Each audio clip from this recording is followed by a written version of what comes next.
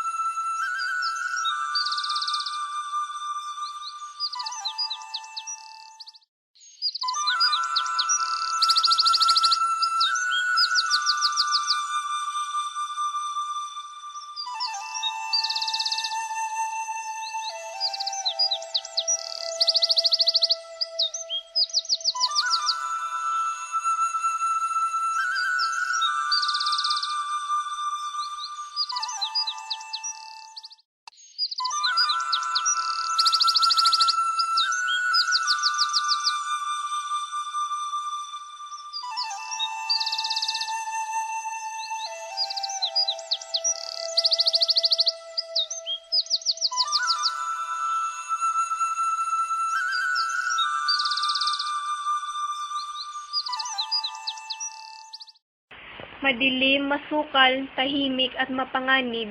Ito ang mga katangian ng isang gubat na mapanglaw.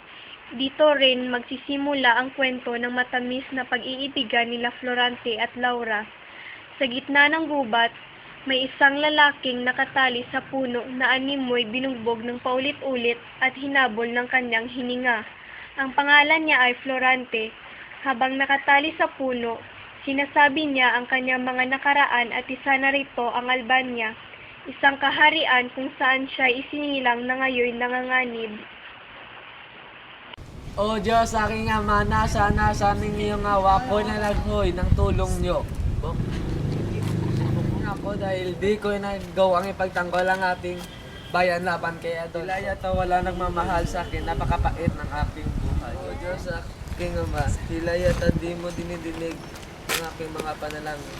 Kung gayon, paano na ako? Sino aking lalapitan kung ang Diyos ay mismo ay ayaw ako? Aking sinalangin. Patawarin niyo ako dahil di ko kayo na ipagtanggol. Paalam na bayan ko. Paalam na sa iyo, Adolfo Malupit. Laurang Saksil, paalam na sa iyo. O Florida, o Tadhana, kay lupit mong ginawa mo yung minamahal ko.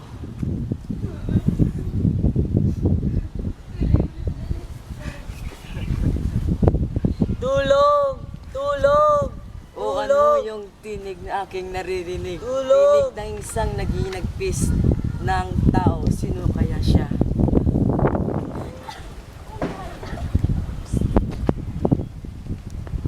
Talagang ako minamalas. Ako ay pinapahirapan sa kamay na si Adolfo. Kaawa-awang tao, ang lahat ng kanya'y mga tuway natapos na siya ay pinaghirapan at pinagtaksilan. Parang nakita ko ng taong ito. Laura, tulungan mo ako. Dito.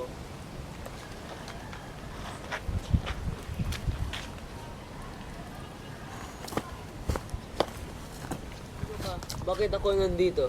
Magpahinga ka na lang kasi ako tumulong sa iyo. Di ba wala mapansin na tayo ay magkaaway? Marahil, pero nangangailangan ang tulong ko. Mapatay na ako kung hindi ka dumating. Ngunit ang dami kong kaligayaan ay pagkamatay ko. Angal, di mo ba alam, dinagdagan mo lang yung pasakit mo sa iyo? Maraming salamat sa tulong mo, kaibigan. Mukha kang malungkot, kaibigan. Ano ba yung problema mo? Pwede ko bang malaman? Sige, sisimulan ko mula ako'y pinanganak. Tulong! Tulong! Bakit pa? Anong problema?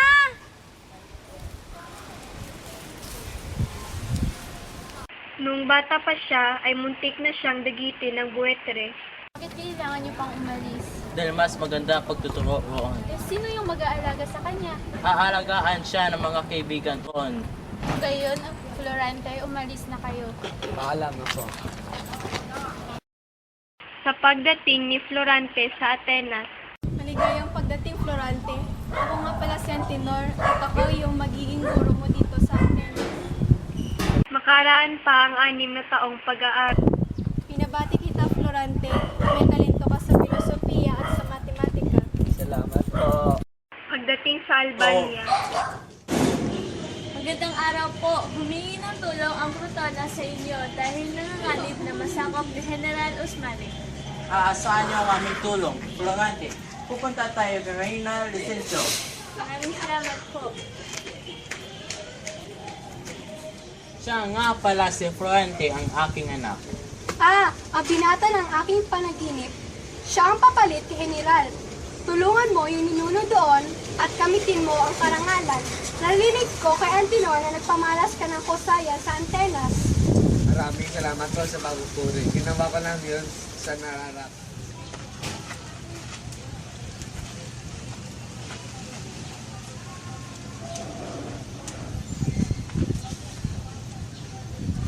Mahal na rin na. Maaari ko ba bang malaman ang pangalan ng iyong anak?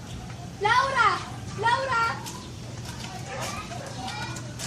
Siya nga pala ang aking anak ni si Laura. Sige, maiwan ko muna kayo. Mag-uusap pa kami ng iyong ama. Magandang umaga sa iyo, prinsesa. Ang ganda mo naman talaga. Magandang umaga din sa iyo, Florante. Salamat sa papuri. Lagi kang pinukwento sa akin ng iyong ama. Sana makilala ko kita ng mabusan. Oo nga, Laura. Tara, pumasok tayo at magsisimula ng tigilan.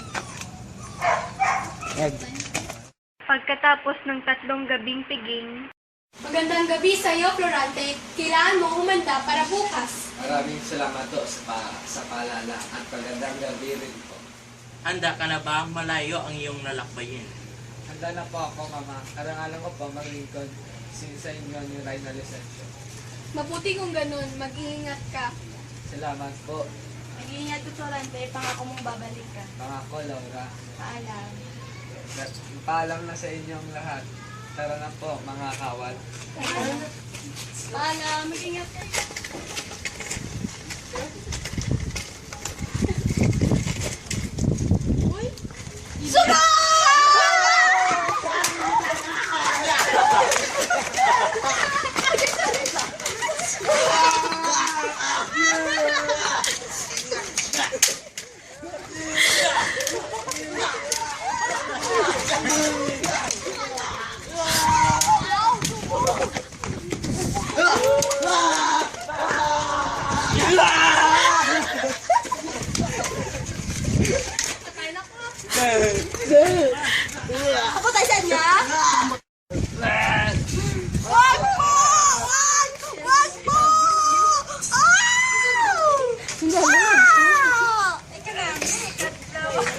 Manalo tayo, mga Albania!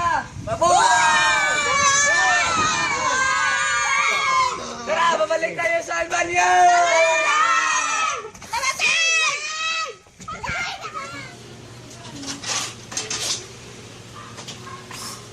Oh, Florante, buti ay nakabalik kayo ng buhay. Pero nanganganib ang aking anak ni si Laura sa kamay ni Adolfo. Maraming salamat po. Ginawa ko lang yung mararapat. Sige po, hahanapin ko lang po si Adolfo. Florante, tagal na tayo din nagkita. Mag-usap naman tayo. Walang hiya ka. Anong ginawa mo kay Laura? Kuminaod ka, nasa ayos ang lagay ni Laura. Papatingin kita. Mga kawan, alisin ito sa harap ko. Ngayon din. Tulong! Tulong! Anong boses sa rinig ko? Tilang babae. Naghihinabis.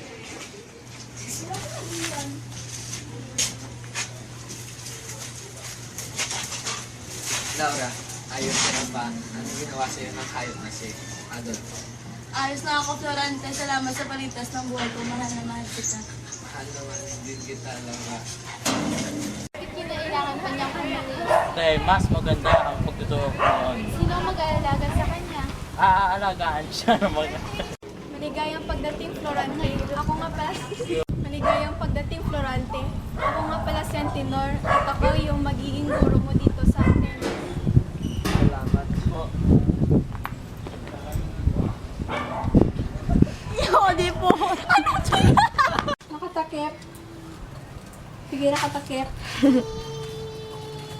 Sige. Aray, may po nakatakip. Bakit pao? nakuha sa kami.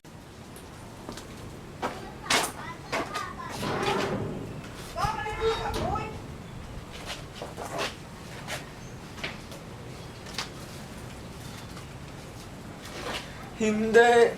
Mahalay na. Bakit mo ako iniwan? Di man na tayo nakita na magtago ng panahon. Panahon. Gilo namin. Sabi mo. Muna gano'ng mga horong. Wala rin may nalumos. Serena, na sa tubig ang Push mo yan!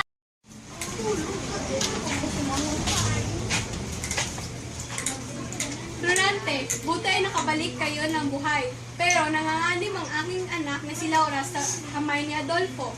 Maraming salamat po. Sige po. Hilipat na naman. Sakto na ito po.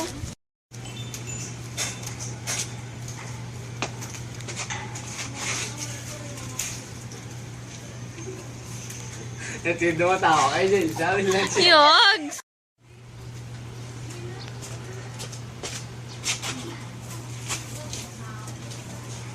Laura, ayos ka lang ba? Ano ginawa sa'yo? Nasi hayop na si Doloran. Yeah.